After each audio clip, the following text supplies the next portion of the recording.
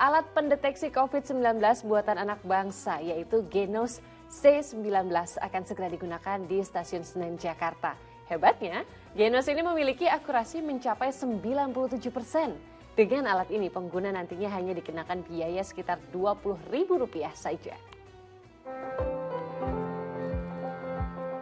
Alat pendeteksi COVID-19 buatan anak bangsa dari Universitas Gadjah Mada akan segera digunakan di stasiun kereta api.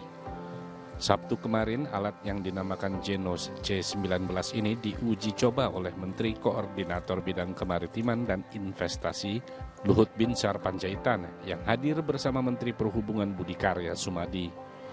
Hasil uji cepat dengan Genos ini, Luhut dinyatakan negatif COVID-19.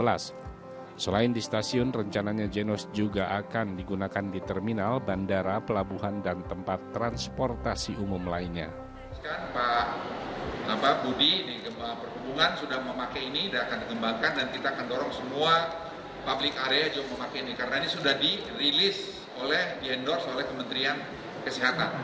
Dan ini yang pertama di dunia juga yang sudah dapat emergency use authorization. Sementara Menhub berharap digunakannya Genos C19 bisa membantu pemerintah dalam mendeteksi penyebaran COVID-19. Rencananya Genos mulai digunakan di Stasiun Senen pada 5 Februari mendatang. Kita rencanakan di kereta api mulai tanggal 5 Februari. Oke, jadi pesawat terbang sekalian, Mas Bur? Ya, bertahap Pak. Setelah itu pesawat terbang. Kereta api dulu Pak, karena kereta api ini kan tarifnya rendah Pak. Ya. Jadi kalau setuju. Antigen lebih mahal dari tarifnya kan kasihan. Ya. Satu set Genos C19 seharga Rp62 juta. Dengan alat ini, pengguna hanya perlu mengeluarkan biaya sekitar Rp20.000 saja. Akurasi Genos C19 mencapai 97%.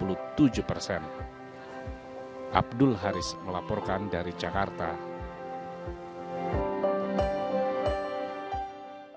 Aduh, senang sekali melihatnya nih. Wah, kalau alat tersebut sudah dioperasikan di berbagai tempat umum, harusnya akan lebih mudah ya bagi masyarakat yang ingin melakukan tes COVID dan juga lebih murah gitu.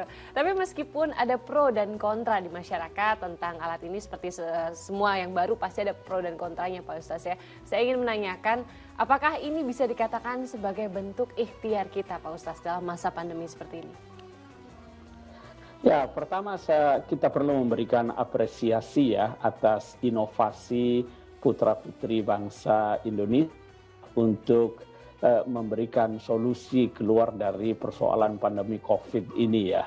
Dan tentu saja sebagaimana kita dengar tadi, ini kan pertama ya di dunia, saya kira ini patut mendapat apresiasi kita bersama ya. Dan memang inilah tugas para ilmuwan kita ya. Pandemi COVID ini bisa menjadi hikmah ya, yaitu berinovasi, kreativitas untuk menciptakan hal-hal yang dapat membantu kemanusiaan keluar dari persoalan ini ya. Itu yang pertama. Yang kedua, saya kira ini adalah bagian dari ikhtiar kita. Karena alat ini kan mendeteksi seseorang itu positif atau negatif ya. Saya kira langkah awal ini memang sangat diperlukan ya dalam rangka mengerem laju penularan COVID-19 ini ya. Jadi ini bagian dari ikhtiar kita mencegah penyebaran wabah COVID ya. Jadi setiap ikhtiar untuk mencegah penyebaran ini tentu amat sangat terpuji ya, dan kita memang diminta, itu ada satu kaidah al-wiqayatu khairun minal ilaj. Jadi pencegahan itu lebih baik daripada pengobatan ya. Ini kan upaya pencegahan, dan ini adalah bagian dari ikhtiar yang sangat dianjurkan oleh agama, karena tidak boleh kita ini mencelakakan diri kita atau menjerumuskan diri kita dalam bahaya. La darara wa la dirar. Jangan sampai kita menghadirkan bahaya untuk diri kita dan juga bahaya untuk orang lain.